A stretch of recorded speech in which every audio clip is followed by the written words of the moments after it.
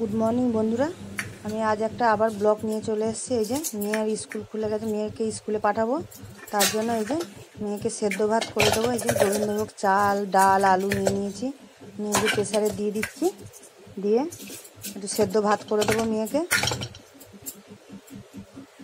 এই যে প্রেসারের মধ্যে দিয়ে দিলাম, দিয়ে নুন জল দিয়ে দিয়েছি, দিয়ে নুন দিয়ে দিচ্ছি।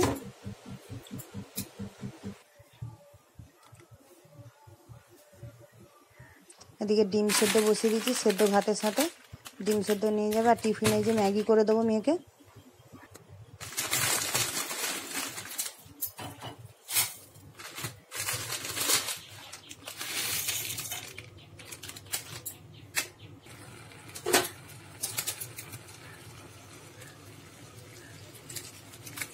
এই যে ম্যাগির মশলা দিয়ে দেবো, মশলাটা দিয়ে দিচ্ছি।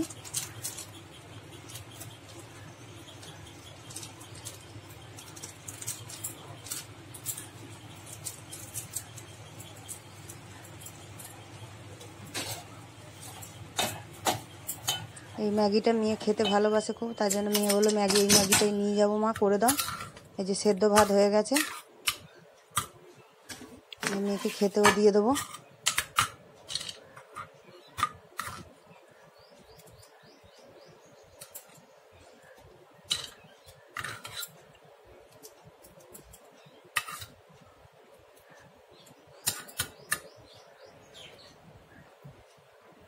যে ডিম সেদ্ধ দিয়ে সেদ্ধ ভাত করে দিয়েছি মেয়েকে, মেয়ে খাবে এবারে স্কুলের জন্য। এবারে রেডি হয়ে গেছে, এই যে ম্যাগিটাও হয়ে গেছে, ম্যাগি ঠান্ডা করতে দিয়ে দিয়েছি।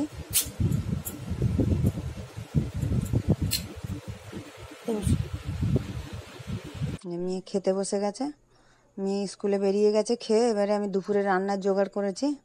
এই যে এখানে লোটে মাছের ঝাল করব, চিংড়ি মাছ আলু দিয়ে তরকারি করবো, আর এখানে উচ্ছে আলু সেদ্ধ করব, সব গুছিয়ে নিয়েছি। এবারে রান্না বসাবো, চলো। এই চিংড়ি মাছে নুন হলুদ দিয়ে নিচ্ছি একটু।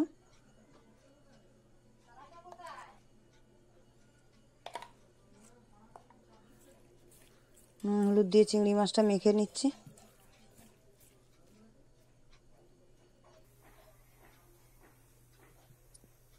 এখানে কড়া বসিয়ে দিয়েছি, ওদিকে উচ্ছে আলু সেদ্ধ বসিয়ে দিয়েছি।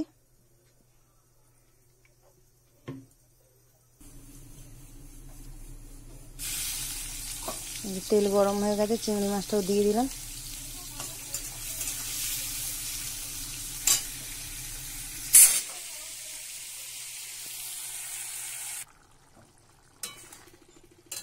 যে আলু দিয়ে, বড় বড় চিংড়ি মাছ ছিল তো, তাই জন্য আলু দিয়ে একটু মাখা মাখা তরকারি করে নিচ্ছি।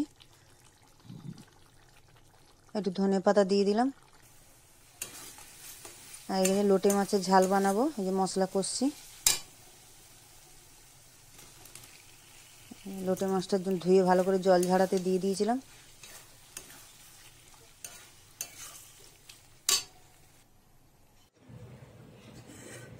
এই যে রান্না শেষ। এই যে কী রান্না করলাম, এই যে গরম গরম ভাত করেছি, এখানে উচ্ছে আলু সেদ্ধ মাখা, এখানে হচ্ছে লোটে মাছের ঝাল, এখানে চিংড়ি মাছ আলু দিয়ে তরকারি করেছি, আর এখানে আমের চাটনি। এই হচ্ছে দুপুরের মেনু। এই যে এবার খেতে দেবো, খাবার বাড়বো। এই যে ছেলের খাবার দিয়েছি, তোমাদের দাদাভাইকেও খেতে দিয়েছি।